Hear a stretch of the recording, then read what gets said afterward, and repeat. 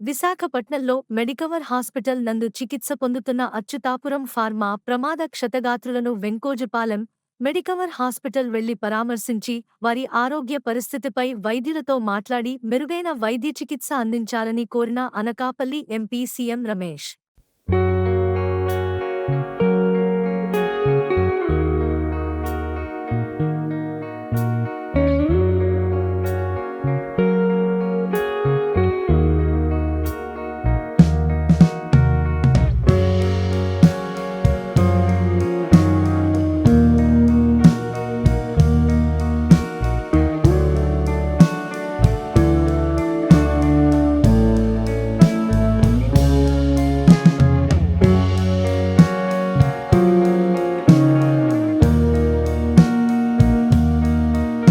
Pendurthi MLA Panchakarla Ramesh Babu, Visakha BJP జిల్లా అధ్యక్షులు రవీంద్ర.